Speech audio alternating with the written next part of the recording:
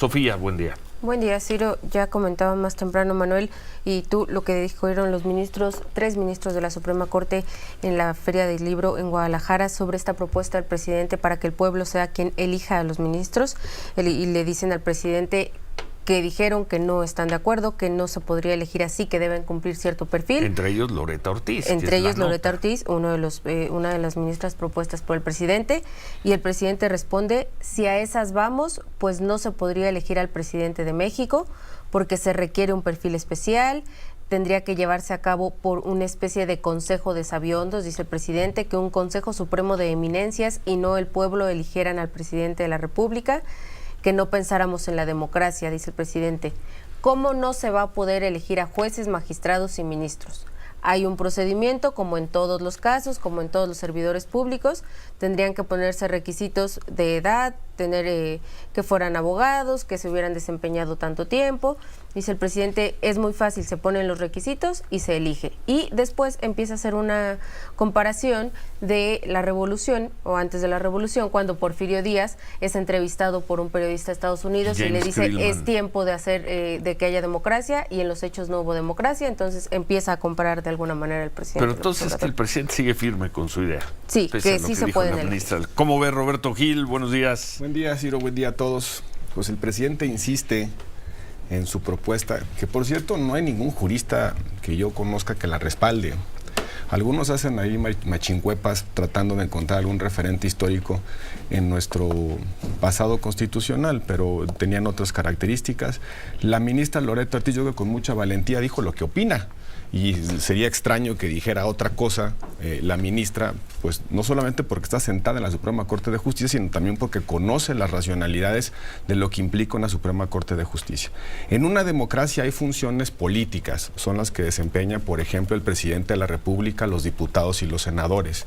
Liderazgo político para comunicar, para organizar, para tomar decisiones, para negociar, funciones que son esencialmente relacionadas con la representación política.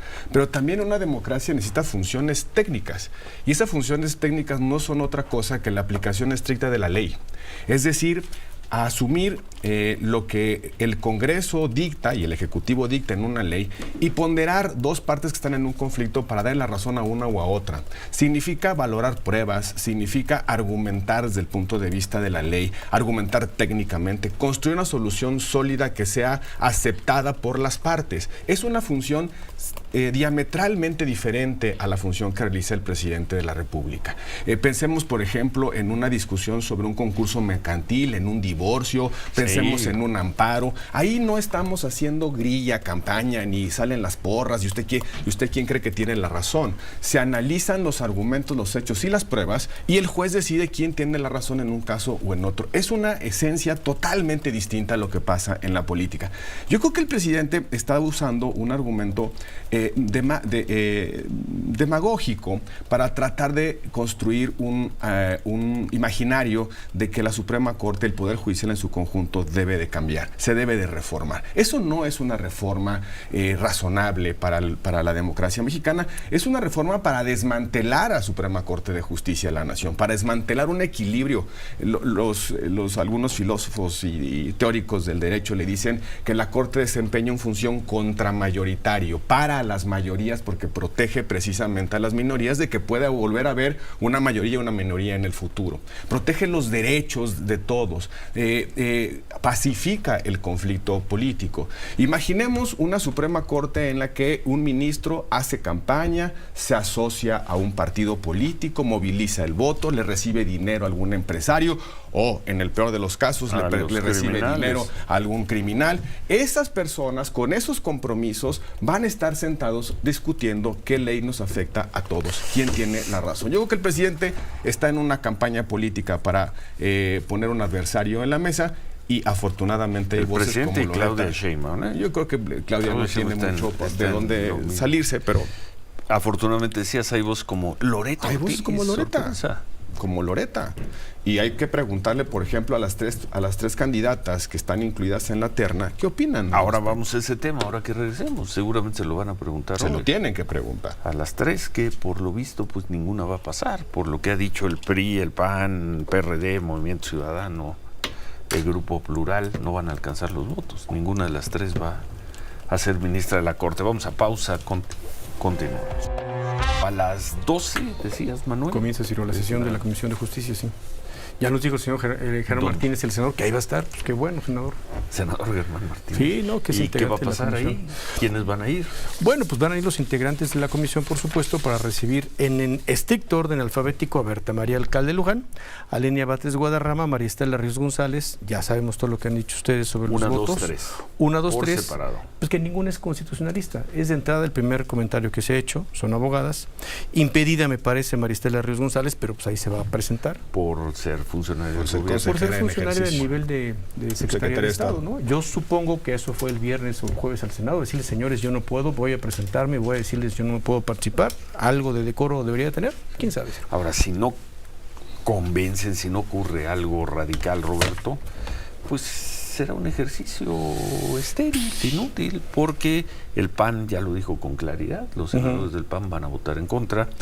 Manuel Añorbe nos lo dijo aquí la semana pasada, Sí. los senadores del PRI van a votar en contra. Clemente Me lo dijo aquí también Castañeda de Movimiento Ciudadano lo dijo con claridad, van a votar en contra. El Grupo Plural con Germán Martínez votará en contra. Entonces no van a alcanzar, no van a tener los votos para obtener el 2/3 partes que necesitan. Entonces las van a reprobar a las tres. Y como dice el acuerdo y todos los precedentes, Ciro, si no se alcanza la votación de 2/3 partes, mayoría calificada en el Pleno del Senado, en voto secreto, la terna se regresa al Ejecutivo. A ver, vamos a quedarnos Hasta por lo por la pronto siguiente semana. en esto. Bueno, pero nada más, ¿qué Vamos a pasa ahí en la quedarnos comisión? esto. Vamos a quedarnos con ellas tres. Y nada más para Sí. ¿qué debemos esperar de la reunión de la comisión hoy? Es la comparecencia que establece obligatoriamente la Constitución, y lo que deben analizar ahí en la comisión son el cumplimiento de requisitos de idoneidad al cargo, los formales y las aptitudes al cargo. Es decir, si tienen edad, desempeño en la función pública, alguna causa de inhabilitación, el tiempo que mandata de ejercicio profesional en la abogacía, pero también si tienen obra publicada, experiencia en la jurisdicción. Es un análisis supuestamente de auscultación profundo que hacen los senadores para determinar ¿Quién no si lo hay tiene? algún perfil que valga la pena. No lo tienen, pero bueno, sabemos, los senadores de Morena, si Palacio Nacional les ordena que voten a favor, van a votar a favor. Eso ya lo sabemos, lo hemos visto. El problema es que no les va a alcanzar. Morena, Partido Verde, Partido de Trabajo no les van a alcanzar los votos y esta terna será reprobada. Será reprobada muy probablemente. Creo que es de las, déjame llamarlo de una manera, Ciro, es una de las peores provocaciones del Ejecutivo al Senado en la integración de un órgano de esta naturaleza. Ninguna tiene experiencia. Una de ellas tiene 37 años de edad. No me peleo con la edad, con la juventud, pero creo que la Corte Berta Alcalde, supongo. Berta Alcalde, la Corte es un momento terminal de una carrera profesional en la abogacía, no un momento para iniciar. Por eso tiene tantas garantías institucionales de estabilidad la Corte, por eso hay una pensión vitalicia después, porque se necesita experiencia, canas, se necesita madurez, temple para juzgar los casos tan importantes como los que se juzgan en la Suprema Corte de Justicia. El presidente manda a un secretario de Estado en ejercicio que se encarga de representar a la Federación, al Poder Ejecutivo en los juicios, la consejera jurídica. La misma consejera jurídica que hace una semana estaba pidiendo que se impidiera a un ministro de la Corte. Esa misma persona está compitiendo para llegar a la Suprema Corte de Justicia de la Nación. Entonces, yo creo que hay que llamar a esta terna por su nombre. Es una provocación del presidente de la República al Senado. Probablemente tenga él una estrategia, que se la rechacen y que mande la otra.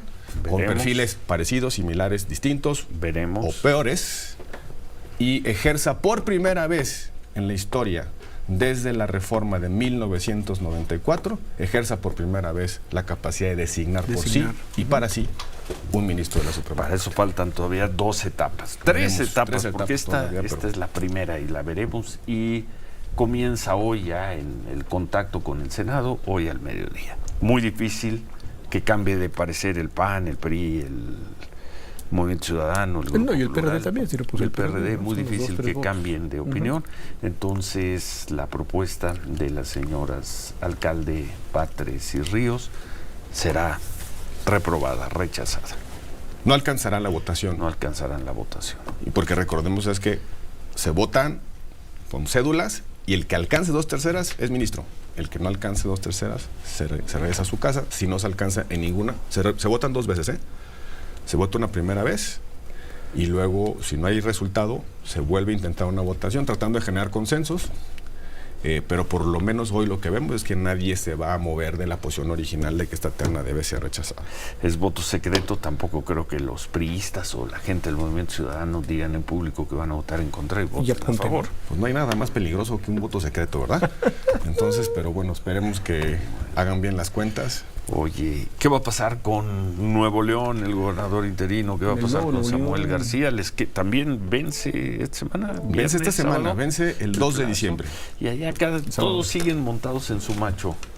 Vence el 2 de diciembre por 2 razones, Ciro. La primera es porque así solicitó la licencia Samuel García.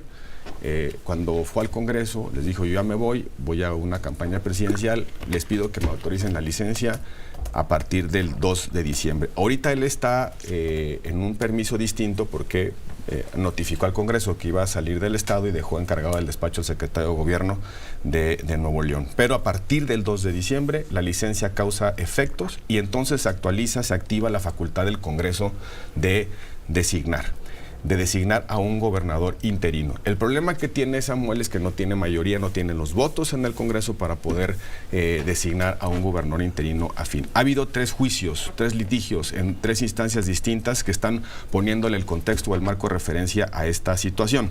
La primera, una controversia constitucional, dictó el ministro Lainez una suspensión, se rechazó el nombramiento que había hecho el Congreso y también la designación que había hecho en su momento el gobernador Samuel García.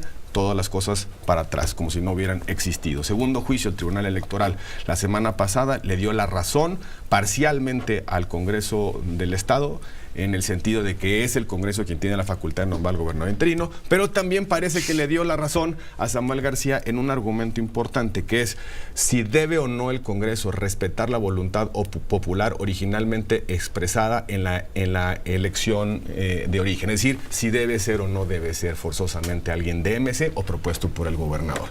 La sentencia solamente hace referencia a una fórmula ahí un poco abstracta, procurando el mayor consenso posible, pero por lo menos en 2 votos razonados de magistrados se hace referencia a la necesidad de que se tiene que garantizar la procedencia de origen del voto popular. Es decir, parecería que MC tendría el derecho a plantear o proponer el gobernador interino. Y el tercer procedimiento, Ciro, es un amparo, una suspensión que anda por ahí flotando de un juez de Reynosa, que le dio una suspensión al encargado del despacho para poder seguir ejerciendo el cargo de gobernador en tanto Samuel García está en el propósito de su campaña.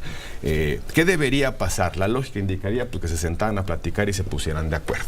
Se pusieran de acuerdo en el sentido de, bueno, son 6 meses, así lo establece la Constitución, te puedes ir hasta por 6 meses, que son los 6 meses de la campaña de aquí al primero. ¿Y si no se ponen de acuerdo? Y si no se ponen de acuerdo, podemos entrar en 2 situaciones, Ciro. La primera es que se mantenga la litigiosidad, es decir, el Congreso del Estado elige gobernador interino, el encargado del despacho, MC o Samuel García, sigue litigando el nombramiento y ya en vía de cumplimiento ahí puede haber una crisis en que no sepamos quién es el gobernador, porque tienes un gobernador electo por el Congreso y tendrás un gobernador designado por el gobernador en licencia. Y si además está en este limbo, pero solo uno va a firmarlo. Bueno, ya no se firman cheques, solo uno va a dar la orden. Firma, ¿no? Solo uno puede firmar, solo uno puede mandar sobre la policía, solo uno puede ejercer el presupuesto. ¿Qué va a hacer Samuel? Pues solo uno. Pero Samuel ya no va a ser el gobernador. Ya no puede ser. La idea de dejar siempre a un cercano pues es que tú tengas influencia. Sí, ¿no? pero si el Congreso vota porque sea otra persona. Ese es el problema. Siempre regresamos al antecedente de Puebla, ¿no? Cuando la muerte de Marta Erika, ahí no hubo bronca. No, pero... del PAN votó Morena y puso a quien le dio la gana. Sí. Alguien nos decía, pues tú lo decías, ¿no? No se murió. Es que no se murió Samuel, nada más pide licencia. ¿Por qué tiene que ser diferente? Hay una regla no escrita, una regla no escrita de que el partido que gobierna tiene pero pues esa margen. Regla... Pero es una regla no escrita. Volvemos, 8:35 bolas.